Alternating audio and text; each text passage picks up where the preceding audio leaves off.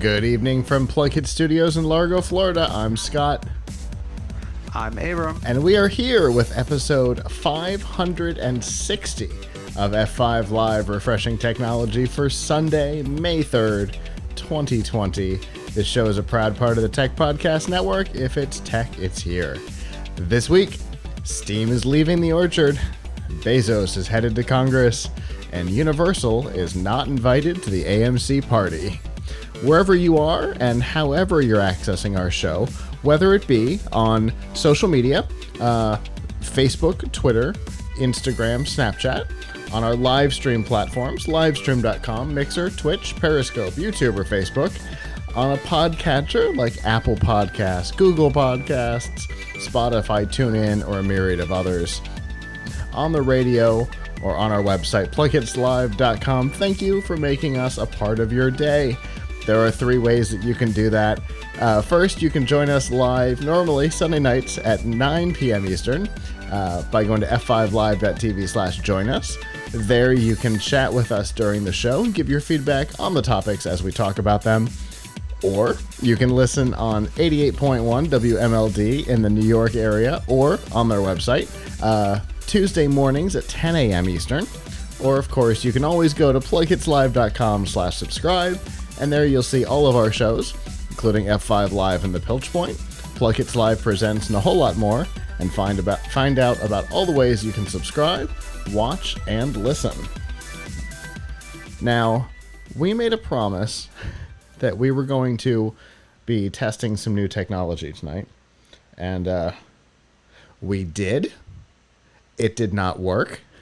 And so here we are under our normal circumstances, back the way we always are. But we have been streaming on several of our platforms constantly for the last 36 hours. If you saw any of that streaming, that was coming through the piece of hardware we promised to test tonight. It worked great all weekend until 10 minutes ago when it decided it didn't want to anymore. Whatevs. That's the reason why we have backups, and so we're back up and running. So just wanted to get that out there. Avram, how are you doing tonight? Not bad. Not bad. Could be worse. Really happy to be here. Really happy to be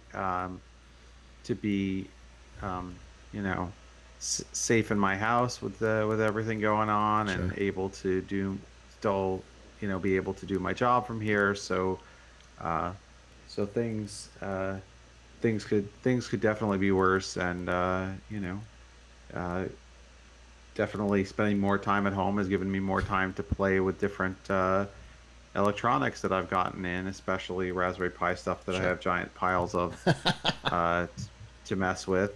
So you're quickly cool. becoming the Raspberry Pi guy.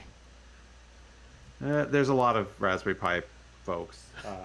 It's just my personal something I personally enjoy a great deal, but I'm no expert compared to other people. But we certainly turn up the amount of coverage that we have on Tom's Hardware, because not only is it really cool stuff, but we actually are getting a lot of readership for it. Mm-hmm. So people are coming to read the different Raspberry Pi news that we put up on a pretty much daily basis.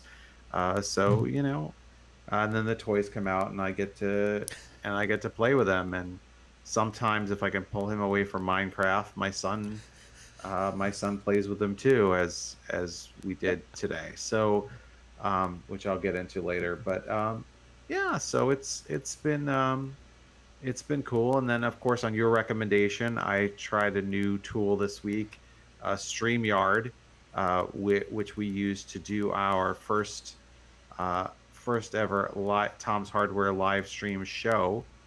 And I have to say that we're going to start doing it on the regular. Yes.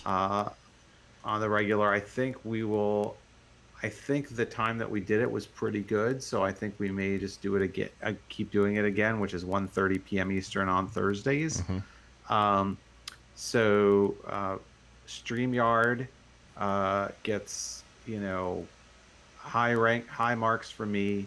If you want to do your own video live stream as we are doing right here, Scott has a lot of fancy equipment in the studio that he uses for this, and it certainly gives you more options and flexibility than you would get with an online tool like StreamYard. But StreamYard lets you do all of this stuff pretty seamlessly from pretty much any computer you want. You don't need to have fancy software. You don't need to have a powerful CPU.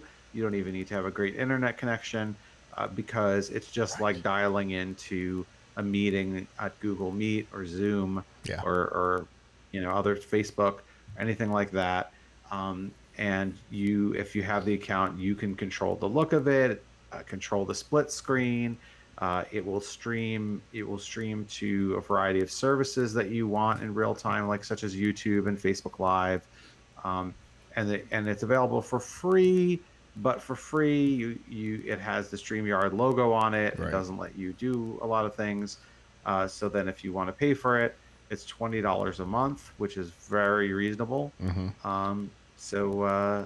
And Scott turned me on to that, and I have to say it's fantastic. And when you think about all the things that it does, yes, the stuff that we do with ours is bigger, but that's because the stuff that we do with ours is bigger, right? The things that we do at conferences and things like that with multicam from the same location and all those things. That's because we're limited on internet connection, right? We couldn't do a cloud service like that. But, if you're just trying to do multi-location streaming, it works real well. Geek News Central was using it while he was rebuilding his studio. And for $20 a month, considering just the software that we use in here is $800, it takes a long time at $20 a month to get to get to that 800. Yeah. And you keep getting the new features, I hope they're doing well. I hadn't heard of them before you told me, so I hope that they are doing well and are going to, stay in business and grow, because I've not seen any other thing like it, and it is a really, really fantastic, fantastic service that needs and deserves more attention. Agreed. Although their login system is very weird and makes me think that if they became a larger company, they would have to change that, because it's bizarre. Which is, there's no password. When you log in, every single time you log in, it sends you an email code that's only good for 15 minutes. There's no permanent password. Now, I think it kind of saves you. So if you haven't logged out, you're still logged in, I guess, over, forever. I don't know if it's forever, but it's, I don't know what you call that. 1FA? It's not 2FA because there's only one factor. Yes. Okay. So, not saying any names because I really like the company, but there's this project that I'm working on. The company has implemented a two-factor authentication system, but they don't use a password. It's the exact same thing. So the app opens up, you get a temporary, like a Microsoft authenticator or a Google authenticator, but that's not what they use. So you put in your email address, and then it takes you to another screen where you have to get the thing out of the app, but that's still only one factor. That's not right. That's not what two-factor authentication is. So same kind of weird thing. They kind of missed the boat on what two-factor authentication means, but Yeah, it's bizarre, and they have like an FAQ about it, and they're like, we found that passwords aren't very good, so we just use this, which is, okay. I understand passwords get stolen a lot, so I kind of get it, but at the same time, it's very odd because I've never seen another service do this sort of 1FA stuff. Yeah. Anyway. Only the second factor of two-factor authentication. Yeah. They skip the first one. So it's second factor authentication. TFA. Yeah. Or SFA. Whatever.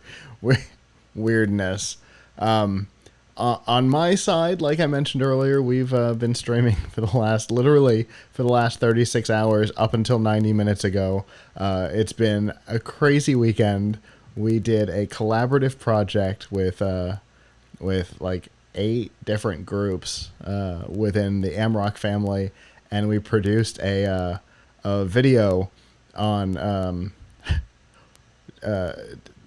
somebody being in the bathroom, not having toilet paper, kind of opens the door and says, hey, can you help me out? And hands the empty roll out. And all of our groups individually added to the roll in their own way. So we've got a woman who owns a robotics like education company, and so she built a little robot to spin it up. And Steve is like a handyman, so he had a drill.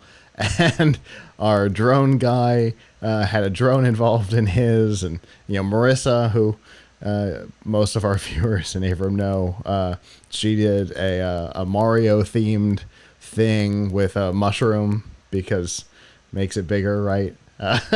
So it was a tremendous amount of fun, and we streamed all weekend long. And I cannot believe that after 36 hours of that, we're still going, but that's because we've got a lot of news to cover, and we're going to get to that right now.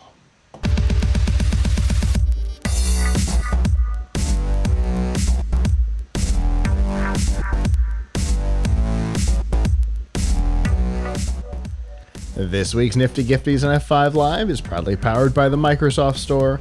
Whether you're looking for a new laptop, a tablet, a Surface, Surface, an Xbox One, either S or X, or a whole lot more, like phones and games and VR headsets, you can find all of them at the Microsoft Store. And if you're a student or military, you can get a discount on almost all of the products in the store.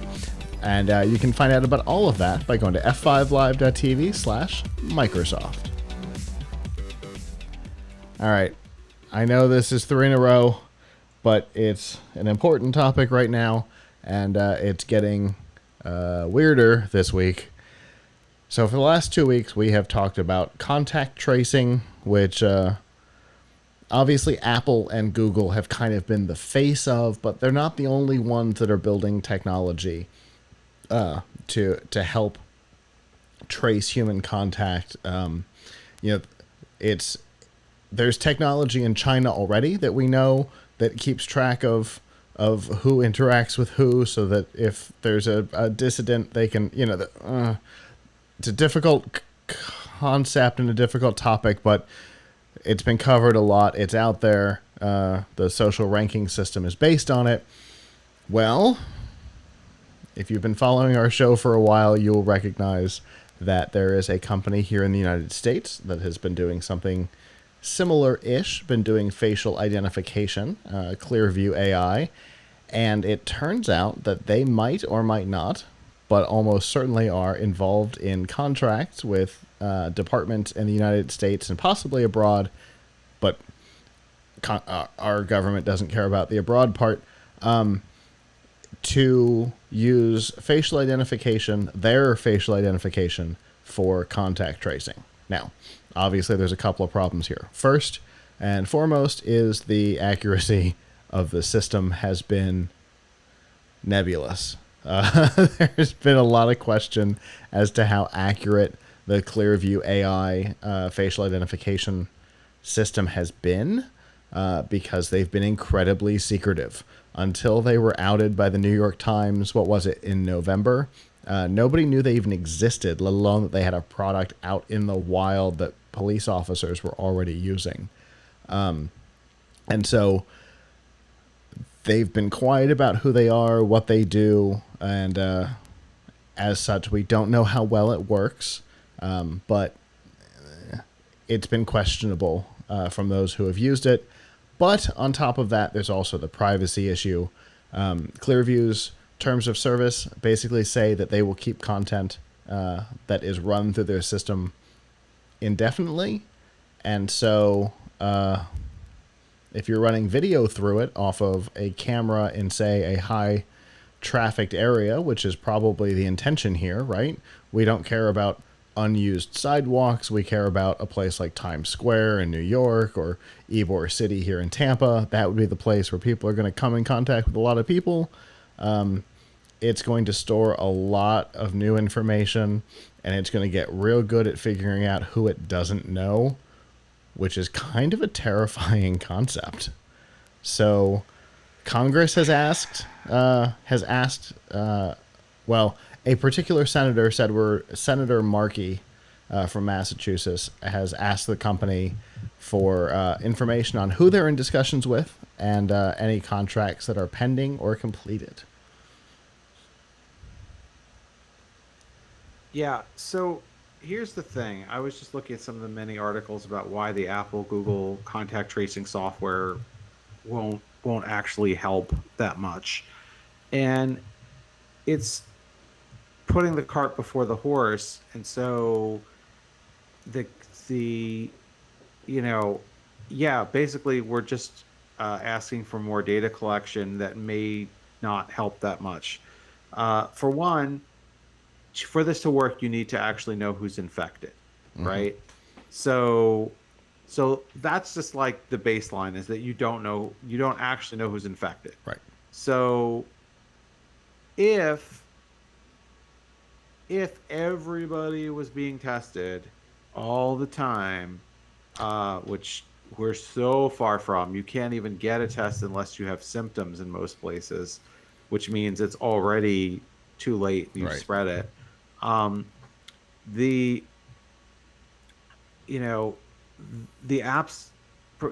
contact tracing is going to provide a false sense of security because most people who get it aren't tested, don't have a positive test.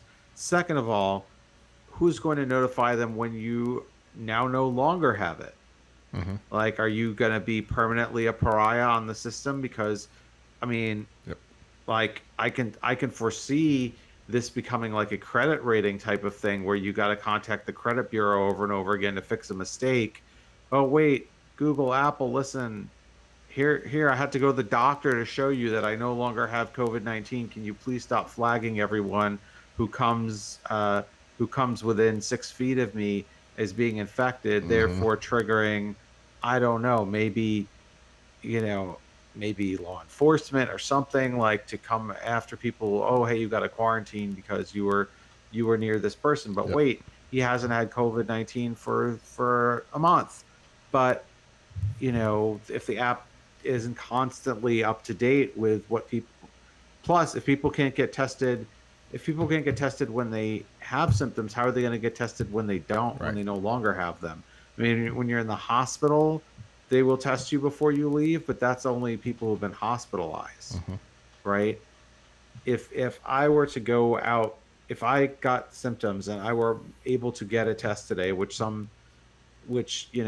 that's kind of the criteria, I could make an appointment at, there's a couple of places in town where you could go and you could make an appointment, and if you say you have symptoms, they may actually force you to take a flu test first to make sure that you don't have the flu before they spend a COVID test on you.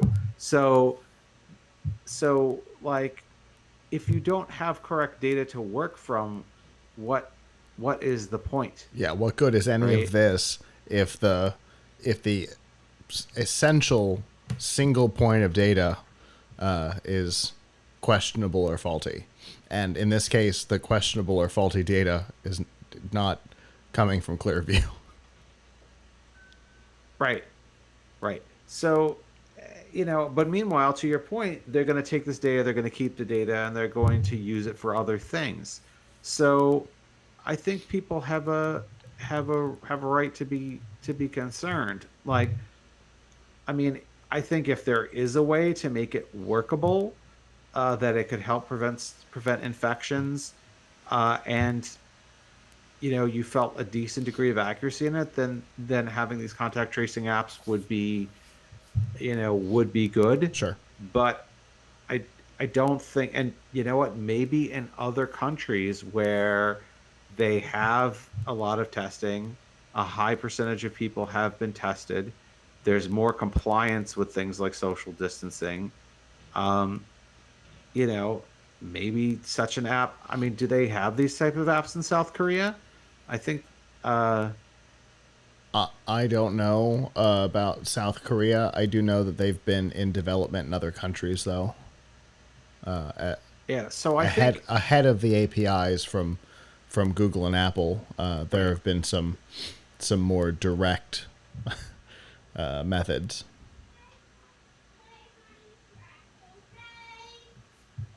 So yeah, I think that's what you got. I Yeah, think you need to have the robust testing in place before you can have the robust sure, contact tracing work, and there will have to be a human element to the contact tracing too. sure. Hire people to do it. Um, But I don't. so But I don't know that having, even if all of the essential stuff was in place, I still don't know if having Clearview involved would make it any better, or if it would just make it closer to China's social ranking system. You know what I mean? yeah, yeah, yeah. I don't like it. Yeah, they're too like NSA dark underground for me. If they were to bring themselves out into the light a little bit more, maybe people would start to feel more comfortable with them. But they are way too dark and shady for me to have any comfort with them. So obviously, the letter was just sent, and being this kind of organization, will they respond? Will they fight it and wait? We'll wait for a subpoena, or what will happen? Who knows? But this is a big topic, and with this type of platform intending to hit the market this month,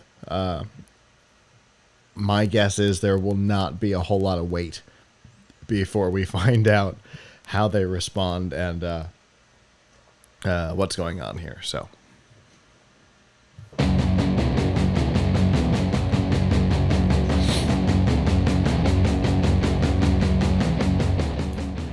This week's Piltch Point with Avram Piltch is proudly powered by PureVPN.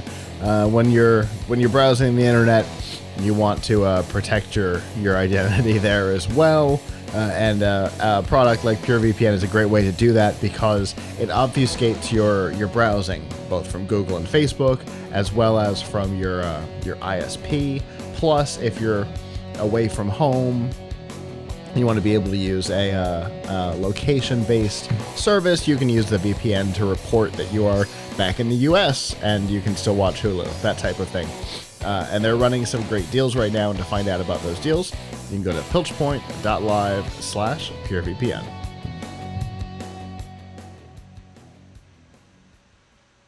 All right, and before I sneeze, here, Abram, because it's coming. What have you got for us this week? All right, so I want to talk about some positive stuff going on. Maybe not all over the world, but right here. So as longtime listeners know, we do at Tom's Hardware, which is my day job. We do a lot of, and we've been increasing the amount of coverage we do of Raspberry Pi projects and news because it's very popular and it's just a lot of fun. So we've started to highlight the top new projects that people have done each month, and provide resources where you can do them yourself. And also, we've got some projects that people can do with their kids. So if you go to tomshardware.com this week, you'll see um, our list of the top 10 Pi projects of May. These include a connected garage door opener, where someone has taken a Raspberry Pi Zero, connected it to the motors that control their garage door, and had it actually like log garage door opens, which is kind of funny. Someone has taken a Raspberry Pi and turned it into a fitness trainer that uses image recognition. So it looks at your workout and it gives you advice. Like, I don't know, if you do a yoga pose, like you did it wrong, um, using image recognition. Oh, Um, like Xbox they, Fitness. yes, it's the project is known as called HIT Pi, HIIT space PI. Nice. Um, There, another project someone did was a toilet paper claw that picks up rolls of toilet paper. I guess another is an automated drink mixer because you need a robot bartender. And you don't want to buy the one from And Keurig? yes, or the one whenever we go to Las Vegas, they always have this like restaurant that has a robot bartender. The Um, the one Another cool project. the one at Planet Hollywood. Yes, Yeah. yes. I never have drank there. One of the most popular stories that we did, projects that we covered this month was uh, from a 15-year-old guy who lives in India. It is called the Raspberry Pi PC Hardware Stats Monitor. Oh. And what it does is you connect it to your computer and it gives you and it on a separate screen gives you information about what your PC is doing, such as the temperature, the CPU speed, the fan speed, um, how much of your RAM is in use, and a very attractive looking UI. So it's like, if you want to see what your PC is doing, um, you can you can do that project. And another one that a lot of people really enjoyed reading about when we wrote about the first time is making your Raspberry Pi operating system look like Windows XP. Someone has come out with a version of the Raspberry Pi operating system, Raspbian, and made it look just like Windows XP. uh, if you miss Windows XP, I don't miss it that much. It was nice in its day. Was it though? So these are all, That I mean, in its day, that weird it blue was okay. weird blue Yeah. taskbar. I don't know. So I'm going to show folks on the if those are watching the video feed. Ooh, it does. You can't see the rainbow colors in the camera because it's all blurry. That I'm showing here a Raspberry Pi that has the official Pi Sense hat on it, and what the Sense hat does is, mind you, it seems for some reason that when I boot this up and it is not connected to a monitor, the light does not turn off, which is weird. But I do it connected to a monitor, no problem. So little weird. Anyway, so what the Sense Hat does is, here I'll unplug it, is it allows you to, it's a really cool thing to put onto your accessory. It's like $30 for your Raspberry Pi. This is like what a Raspberry Pi looks like without it, and then you just put it onto the 40 GPIO pins up here, and it gives you a bunch of capabilities that are great for doing projects with your kids. And my son, who's 8, and I were playing with it this afternoon. First of all, there's this light matrix that's 8x8 light, 8x8 LED lights that you can make, like, do all kinds of cool things like scroll words and messages, draw pictures. But it's called a Sense Hat, not a lighting hat. So you can control each one individually as a pixel? Yes. Awesome. Yes, correct. You can draw on it, you can make animations, and you can very easily make it have a scrolling message. What my son was actually doing with it earlier, and you can program it in Scratch, Scratch 3 to be exact, which is a popular programming language for kids because it's block based and you drag the blocks around. But you can also program it in Python and do some more things with it. The light part of it is the coolest looking part, but it is not the part that makes it be called the Sense Hat. It has a bunch of sensors on it. So it has a temperature sensor, it has a humidity sensor, it has, I think, a pressure sensor. It has an accelerometer that reacts if you tilt it. and it has a little joystick on it. All these things you can use together to do cool projects. This Sense hat, not this one in my hand, of course, uh, it has been on the International Space Station as part of what they call the AstroPi project, where kids actually have submitted programs to be run on a Raspberry Pi that lives on the International Space Station. Um, but we've got an article about on Tom's Hardware about some of the really neat sort of beginner projects that you and your kids can enjoy with a Raspberry Pi in the Sense hat. One is to actually program the accelerometer so that you can use this as a controller to control a character on screen. Another is to have it change color based on the temperature in the room. So if it's too hot or if it's too cold, it turns blue, and if it's too hot, it turns red.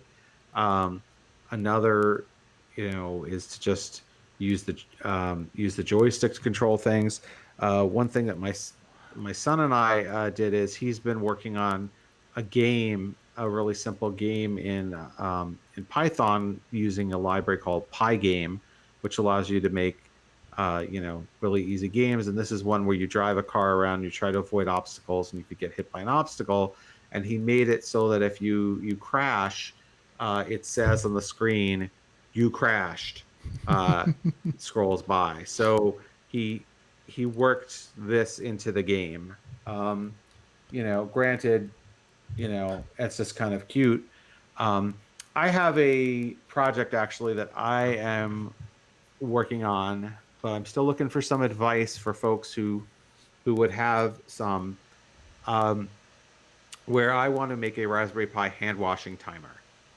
And I think I could possibly put the output of the timer, like the count down or count up, to 20 seconds, use on this LED grid. I mean, obviously, I could also put an actual screen on, or an e-ink display. Would probably use less power than this, but I'm just thinking about how a person might trigger the hand washer, because I don't want to have it be done via buttons, because I guess your hands are dirty or germy or whatever. You don't want to touch the device. So if you put this behind your sink or above your sink, and you wanted it to count that 20-second countdown, so you've washed your hands for long enough to disinfect them, what would be your way of turning it on? Would it be like a noise, like clapping, or motion detection? Theoretically, it could detect the humidity from the sink, but that seems like kind of imprecise. Like, what if you're using the sink for something else, or it's still humid after you turn the sink off? So I don't know. I'm kind of looking for the right interface for turning it on, whether it's a sound-based one or a motion-based one, that would not involve actually touching it. And then I'm looking for how would I get this in a water-resistant case, so that somebody splashes from the sink, it doesn't destroy their Raspberry Pi. So interesting. That is a project I feel like I could do with the Sense hat, possibly. And so I really encourage people to check out some of the cool projects that people did for May 2020 Raspberry Pi projects on tomshardware.com. And we also have separately an article on 3 really elementary articles you can do with your kids using the Sense hat. Interesting. Okay, so I am thinking, obviously this is way more work, but you could there is a compatible from our friends at Adafruit. There is a water flow sensor that works with the Raspberry Pi. Yeah. So I guess you could do that, but keep in mind, there's a lot of times you use the sink for things other than doing a regular hand washing. Yeah. Like what if it's the kitchen sink, you're washing dishes, you don't need the countdown for that. So, sure. So I think you'd have to have a person initiate it. Yeah, true.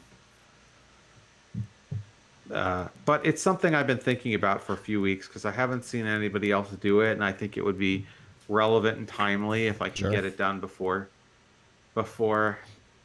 before this virus goes away. But I think we have a while with that, unfortunately. So we have a while yet where people are going to be want to be washing their hands for 20 seconds. So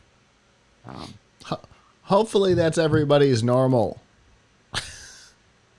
yes, this is true. But I mean, like, now there's an emphasis on making sure that you've done it for 20 seconds.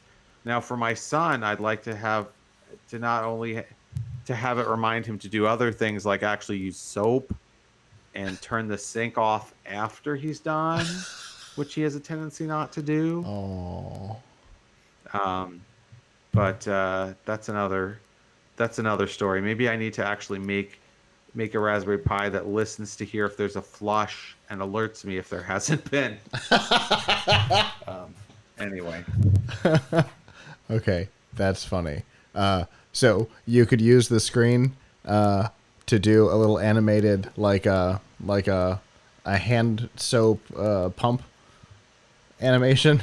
Yeah. At the yes. at like the 5-second mark. Yeah. Oh my goodness. Well, I tell you before, it'll have to give you like a startup, right? Because like you do it, then you turn on the sink and put soap in your hand, I assume. So like, yeah, there has to kind of be a countdown for the countdown, right? Yeah. Oh my goodness. All right. This is a fun project that is right up there with our filling a toilet paper roll. I love this. It's it's a tremendous amount of fun. I always love hearing about the projects people are doing with Raspberry Pi, with Arduino, with all kinds of things. I always love to hear about people's projects because you get an interesting sense about the person, and we've gotten some interesting stuff about some people with your projects here. So thank you for that, and as always, I look forward to what we'll talk about next time.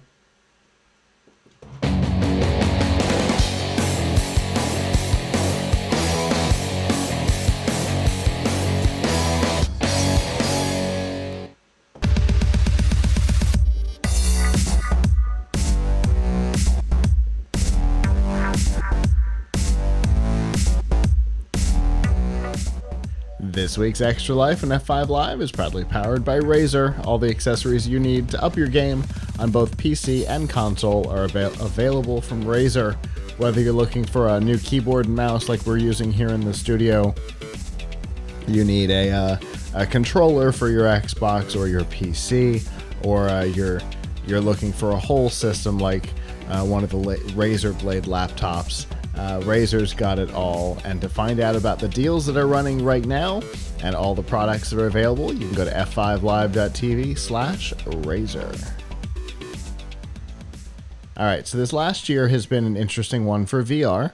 We've talked about a couple of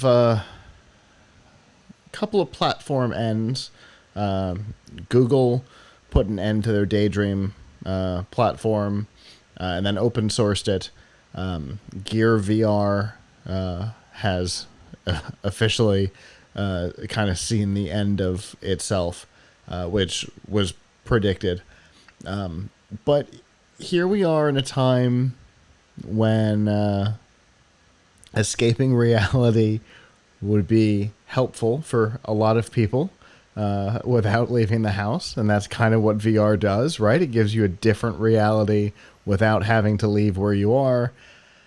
And yet another platform is seeing its demise, and that is the surprisingly short-lived SteamVR for Mac OS.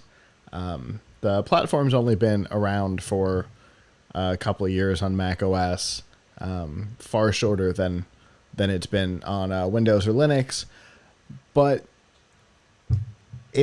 it's really not all that surprising to me, because anybody who's owned a Mac knows that games just aren't there. That's just not the platform that game developers spend any time on. They'll spend more time building a game for Linux than they will for Mac. So the idea that Valve would say, all right, there's not enough people using this for the resources that it's requiring, so we're out. it's not all that surprising to me. It's been decades of Mac not being the place for games. Yeah, Mac's not the place for games, and now you have something that's a super narrow niche, which is VR gaming. So, yeah. I mean, I'm sure they have numbers to back this up somewhere internally that no one was using it. It's not surprising that no one was using it, but I'm sure that they also are well aware of how many people actually were using it, and it was probably nobody. So, while it would be nice to think that that VR is popular everywhere, what we've seen the last year is a condensing of VR down to the best and most popular platforms, I think, and that I think will ultimately be good for the future of VR, because you had all this like mediocre VR that was, take a phone and stick it in front of your face, which was what Gear VR was in Daydream. It was like, well, we don't want to pay for a real headset, which I get because it's expensive. So I'm just going to take a phone. I'm going to stick it in front of my face. Yeah. Well, I don't know. I guess that's okay. But I think I think what we saw was people didn't really like to do it. It wasn't very popular. People who really liked VR were committed to getting a real headset. And so maybe also a lot of people like me were raised to not stick your face in front of the TV. And it just seems too much like that. Like, when I was a kid, you get too close, parents would say, like, you're going to go blind if you get your face too close to the TV, or your eyes are going to cross. I think my mom told me once that standing too close to TV causes cancer or something like that. I mean, this is when we had tube TVs, folks. Yeah. So when I first heard about things like the Gear VR, where they said take your phone and stick it directly in front of your eyeballs, yeah, I was like, isn't that against what my mom told me? And when you look at it in the grand scheme of things, if you look at the people and the actual usage of Gear VR, for example, it was mostly people who got the headset for free with their phone. In particular, sorry, I think we have a pirate in the Twitter chat room, or Twitch chat room. Anyway, what? Yes, Gear VR, there are the people who got them free with their phones. The S8 and the S8 Plus, you could get it for free, and a lot of people still didn't. But those who did, they used them for a little while. They enjoyed watching their mother or their grandmother freak out and fall off of a chair, and they filmed it, sent it into America's Funniest Home Videos, and that was the end of using the Gear VR. And in addition to that, the fact that, developing for all these different platforms just is not inexpensive, right? It's the reason why games aren't made for Mac. I know, grand statement that's not really true, but you know what I mean. The cost of developing for Mac versus the cost of developing for Windows or Linux is way higher. Partially because there's not as many Mac developers, and partially because, the things that you can do on it are very limited because that's the Apple ecosystem. So, the cost is higher. There's less of them out there, and the number of people who are buying VR is niche anyway, and trying to add, VR niche on top of Apple niche, which is there is no way this was ever going to be a successful thing. So, like you said, limiting the scope, and kind of shrinking that down in this particular case is probably a good thing, because you're not trying to develop the same game for Linux and Windows and Mac and Gear VR and Daydream and all these. Oh, the cost of developing a VR game is so high, and then 8 people buy it. It's just, there's no way that's good for the longevity of the marketplace. So, going for SteamVR and Oculus basically on Windows and maybe Linux as your go-to totally makes sense to me. So, this move makes sense. And just as a warning, SteamVR is not going anywhere for Linux or for Windows. They're committed to those. It's just Mac OS that's seeing the end. So it seems like the right move to me. It doesn't seem surprising, and B, it seems like the right move. So,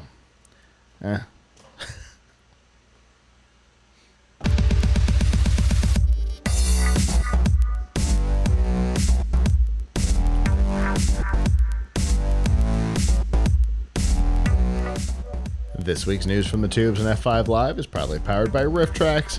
Make fun of movies, or let these guys do it for you. Mike Nelson, Bill Corbett, and Kevin Murphy, the former stars of Mystery Science Theater 3000, are back and doing what they do best, creating commentaries for Hollywood blockbusters and B-movie oddities, such as Santa and the Ice Cream Bunny, which I will use again because my internet's not working. The way it works is for a couple of dollars, you download the MP3, play it along with your DVD, Amazon Prime, Netflix, Hulu, wherever the movie happens to exist, and laugh. Suburban Sasquatch is apparently the movie for tonight. They also do short films, those industry insiders.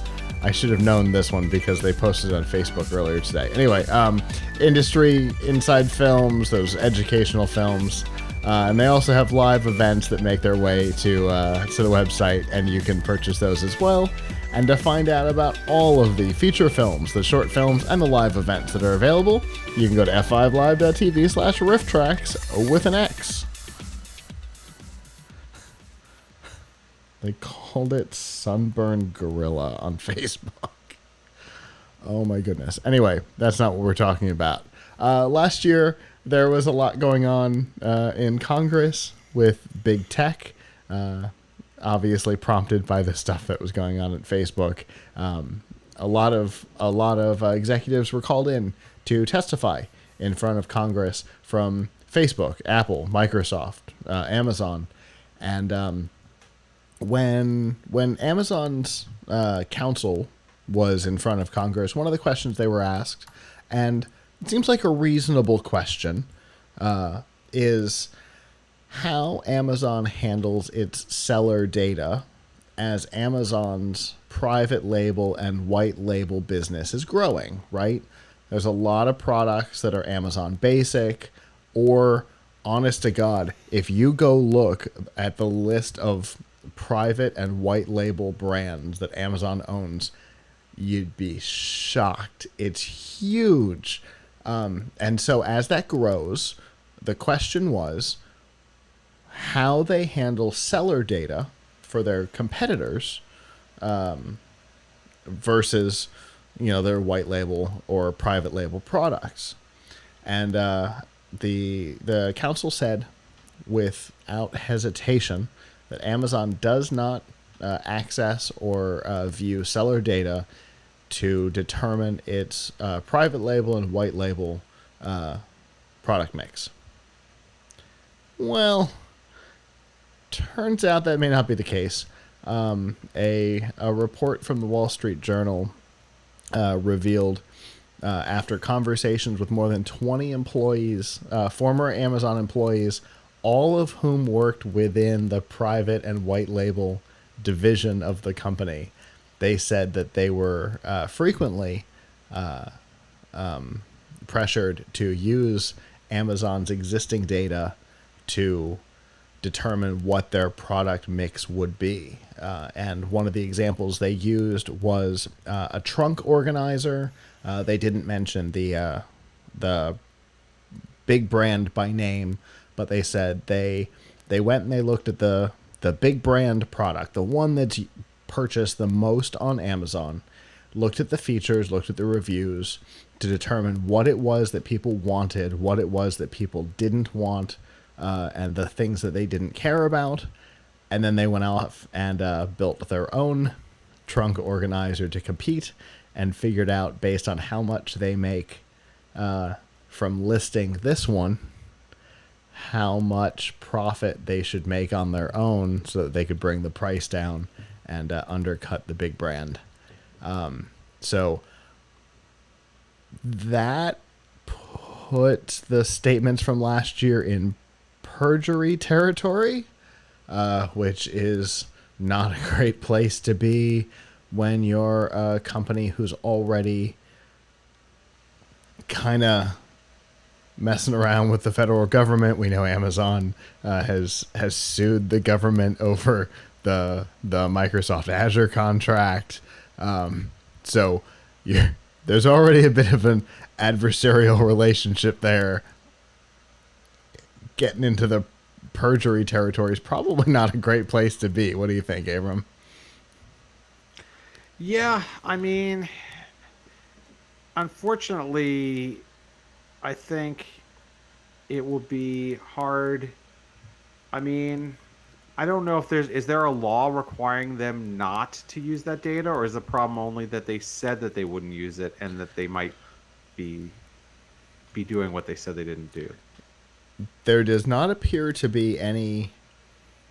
Okay, so there's no hard and fast law specifically about this. What the territory that they're entering here is anti-competitive, right? It's antitrust stuff, where they're using their market position to harm their competitors, which this would definitely fall into that category. If you're looking at the sales and features of your competitors who sell on your platform to determine what products you should make to compete against them, you're definitely getting into antitrust territory there. Yeah, well, certainly a lot of the data that you mentioned is public, therefore, but not the profit amount and the sales data. Right. But if you're talking about what do people want and what is top selling, you can get that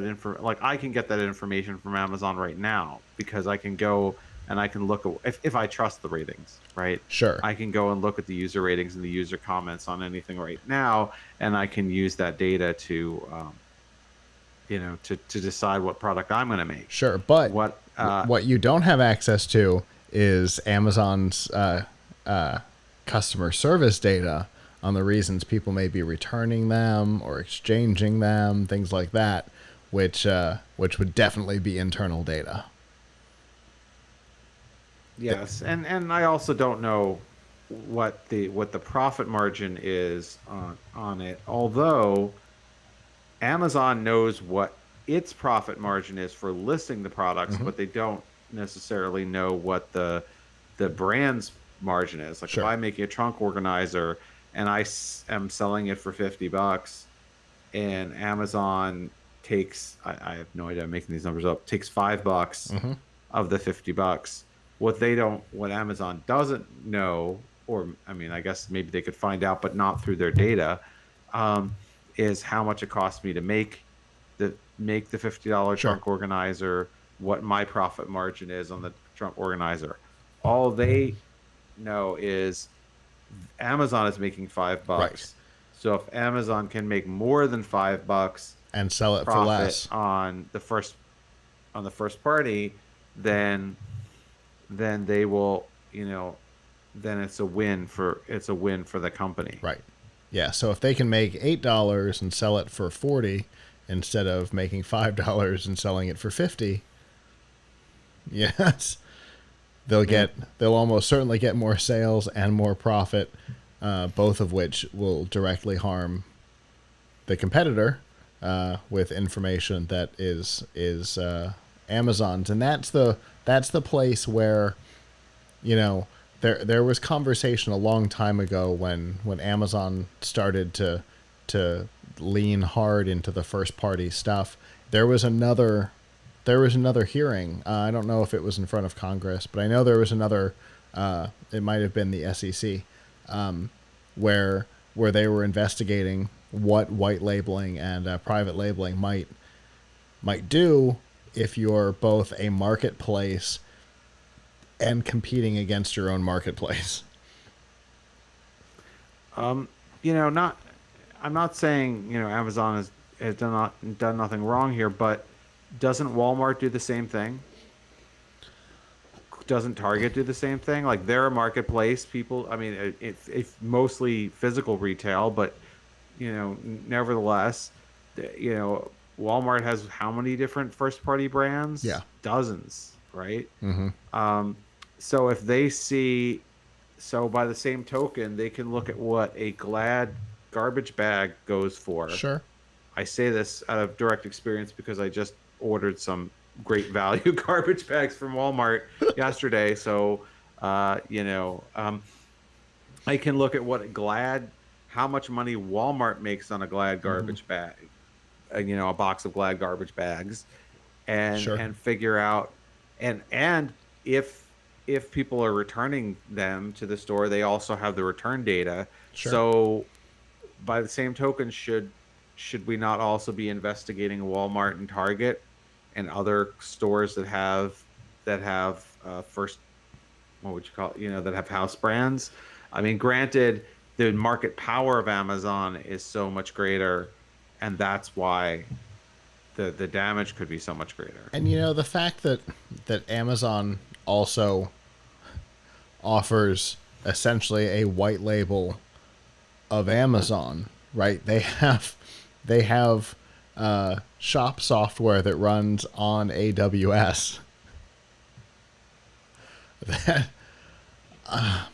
There's more. Wait, so are they being accused of using that data or data from Amazon.com? I don't know, but there's definitely, comparative to Walmart or Target, the potential for abuse could be far higher for Amazon than for, Target and Walmart together, probably, in the grand scheme of things, because the overall data collection that a site like Amazon has in, how many times does somebody go back and view a product before purchasing? You don't know that of people shopping inside of a Target or inside of a Walmart. How many times does somebody go look at, the C9 athletic wear before they actually make a purchase?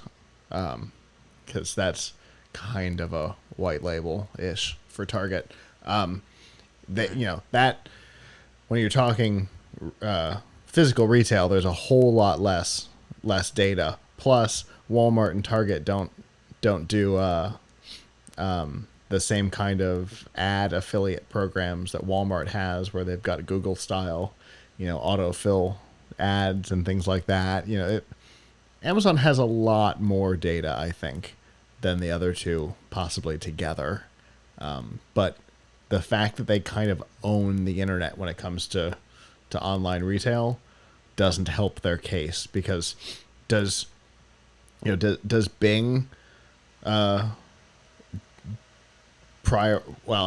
if Microsoft owned a video service, would Bing prioritize video results from Microsoft YouTube versus YouTube? Potentially, but at 11% of the search market, nobody's gonna necessarily care about that. But when Google does it with YouTube, people start going, I don't know. You know what I mean? It's when you have more than 50% of the market that people start to get worried. So what, you mean no one's concerned about anti-competitive behavior at DuckDuckGo? Well, in the based on their business model, no. I actually don't know what the business model of DuckDuckGo is, but they've got it's coming up as my search engine before. They are a privacy focused company. That is their thing. So they don't store anything. So would I be worried about anti-competitive from them? No. But anyway, there's some concern that he may not show up for this call in front of Congress, and they have said that they are prepared to subpoena him if necessary, because he's been a little cagey on the topic, which just adds to it, as far as I'm concerned. If you're dodging a topic like this with Congress, even if you're not guilty, it sure smells like it. You know what I mean? Just seems like you're messing around. So anyway, they're going to get answers on this, and it probably won't take long to do so.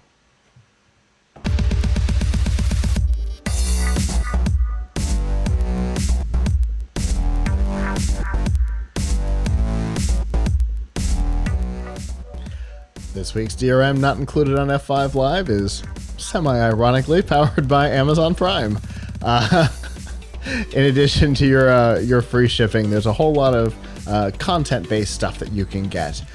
Stuff that Avram and I both love. Amazon Prime Music, which gives you several million tracks that you can stream for free. There's Amazon Prime Video. It has TV, movies, documentaries.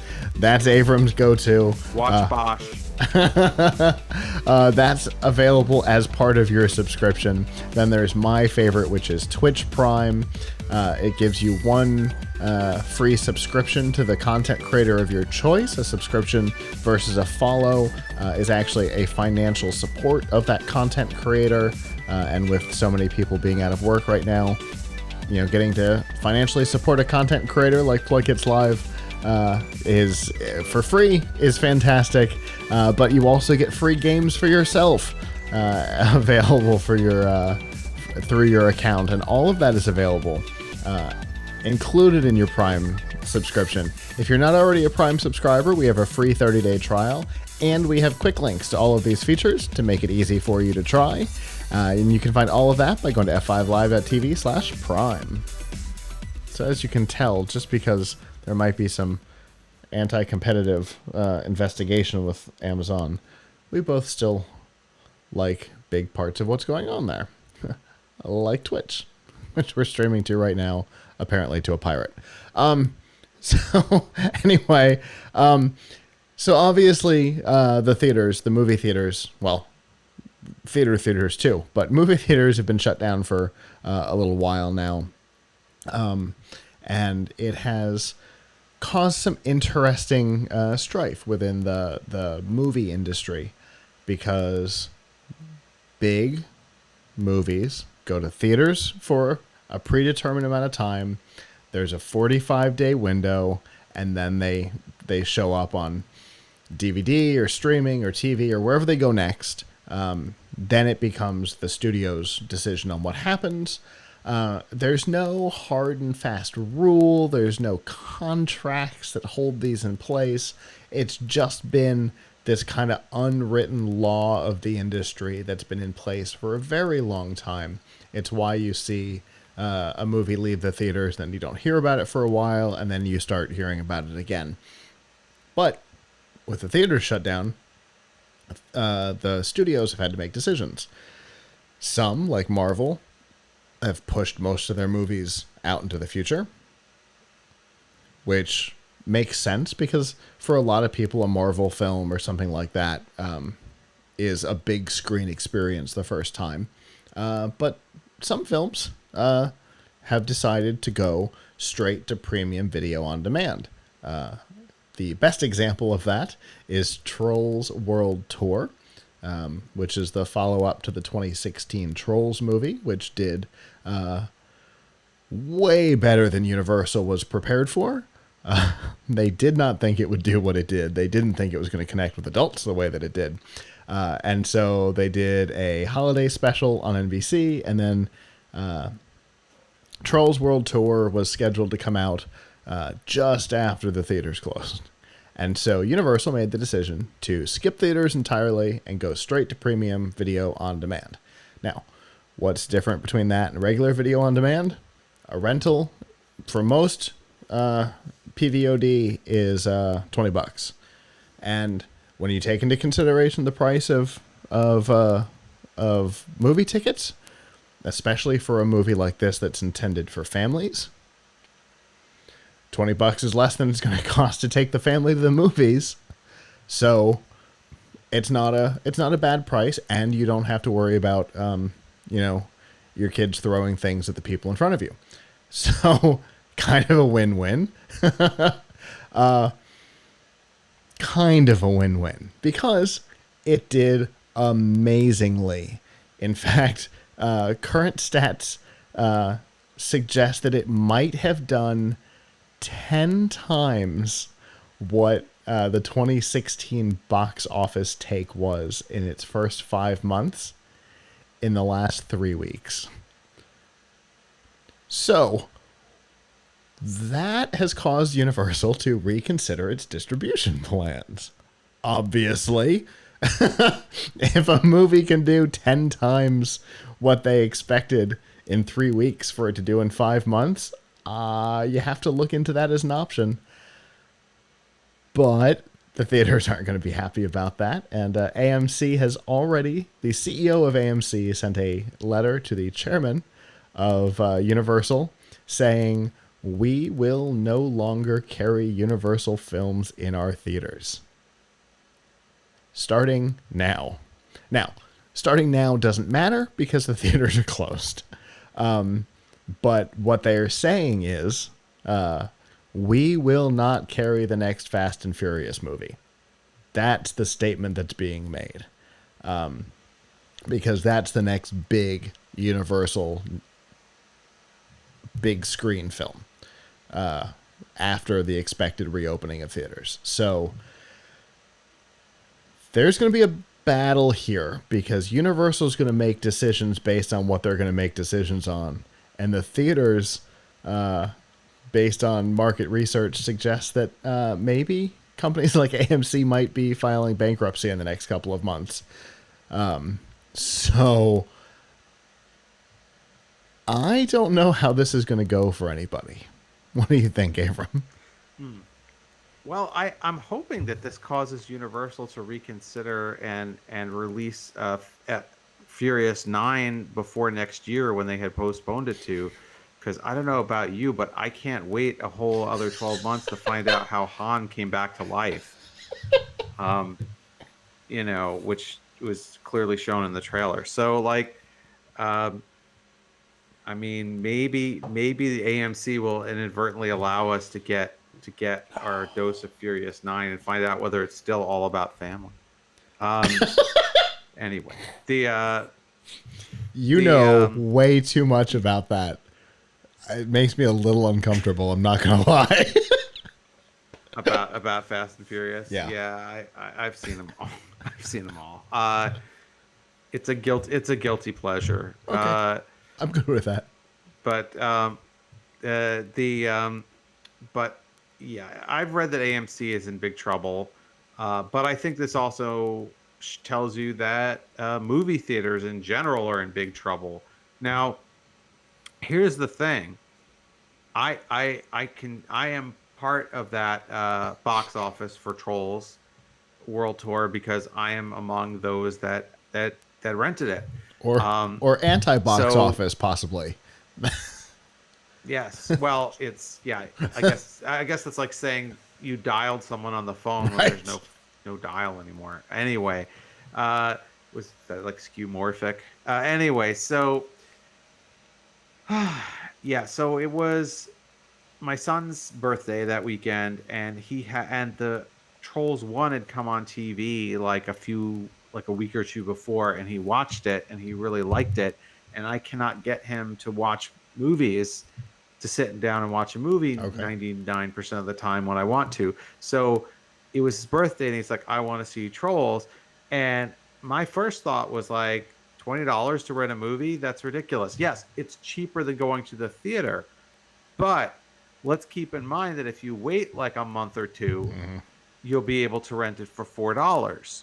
So, unlike Han coming back to life, where we just can't bear to go through the rest of this year and through New Year's Eve and still not know, we can probably wait to find out whether the Hard Rock Troll manages to convince to subsume all the other trolls so people are not listening, so that the disco trolls. No, that's disco trolls. No, I don't think that was one of the classical music trolls will no longer exist. Anyway, point being, it is expensive for renting, even though it's cheap for the theater, and it is competing against renting because if people can just wait a month or 2 or 3, they can always the option will be there to rent it, and eventually it'll probably come on free TV and cable if you wait long enough. And with But something like Trolls, it'll probably eventually be on Peacock. yeah, so eventually everything is available to see for free. Right. So the question is, why do people go to the movies? Do they go to the movies because something came out now and they don't want to wait until it becomes cheaper to see? Or do they go because they want to see it on a larger screen? Or do they go because they want to go out of the house like an occasion? Or do they go because they want to be around other people enjoying the same entertainment as them? Those are all reasons people might go to the movies, and seeing it at the earliest possible date is only one of those reasons. So I don't know if this is a harbinger of things to come, that people will be willing to pay $20 to see a movie that like 2 months later they could see for $4 on the same screen in the same living room. But I think it was very wise of Universal to do this, and I personally appreciated it because it was something that it was the rare thing that my son actually really wanted to sit down and see, because he's a very tough customer. So for that reason, we rented it, but for $20. But I don't know whether people are going to continue to spend $20 to rent movies. I will say this: if it were $20 to see like Wonder Woman, or wait, however many months to rent it, yeah, I paid the $20 to see Wonder Woman because I just got to see it. But in a time where there's 30 million people who filed for unemployment, maybe forget about whether it's cheaper than the movie theater. I know that is what the movie theater is concerned about. But what consumers are concerned about is spending $20 to see a movie like worth it. So I don't know. I mean, I think AMC now is like, screaming at the sky, like nothing's going to help them. I don't know. I think movie theaters in general are in a bad way, and studios are doing what they can. The interesting question is, will Universal and or other studios learn from this and say, oh, you know what? We feel comfortable putting out more movies on video direct. Right. Direct like this. Right. And that was their... And will the creators go along with it too? That was Universal's point. Not that we're going to always skip the theaters. They said, we've all kind of ignored PVOD as a distribution platform because, direct to video has been, the third sequel to Aladdin. It's never, it's never been the place for theater quality content, but from time to time, maybe that's the right way to go.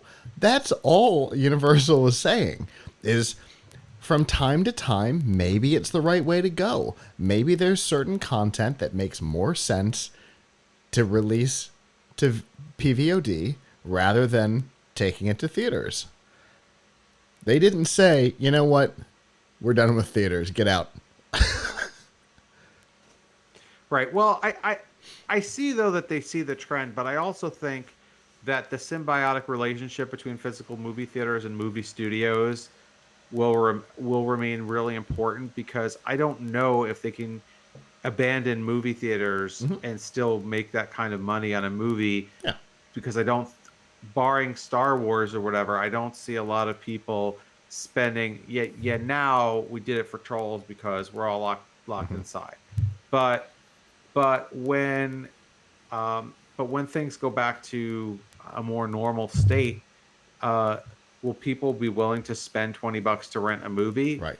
But they know that they're willing to spend $20 or more than $20 to go to the theater. So I think just in order to justify charging people that kind of money, Now, the real danger for those of us who like movies is that what we find out is that the model is completely broken. People don't want to go to the movie theater, and people don't want to spend $20 to watch a movie. And so therefore you don't have a lot of movies being made, or at least expensive movies being made, because they can't recoup the cost. True. Yeah. I'm a theater person, both movie and stage, partially because of the experience, right? The sound system that I just simply can't have, and there's things. There's a sense of occasion, like you said earlier, Right. but not necessarily everything needs that sense of occasion. Not everything deserves that sense of occasion. And maybe the line is just shifting a little bit to the left. Maybe it's not only the third sequel to Aladdin or Lion King 1.5 or whatever stupid thing. Maybe it's slightly higher budget things can go PVOD, or maybe release without the window. That was one of the things they talked about, which is maybe eliminating the window on some stuff. Maybe we go to the theaters for a month and then we don't wait a month and a half to go PVOD. They said they just want to reevaluate the distribution model, and AMC lost it. But again, well, they're in trouble, and they know it. Exactly. Yeah, they're already in a bad place. This hasn't helped them, and so they're just trying to grab onto anything they can before they drown. So,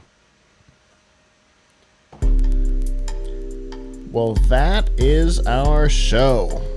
To those of you, including the pirate on Twitch, who have joined us live, thank you. We always appreciate it, even if it's just yar from the chat room.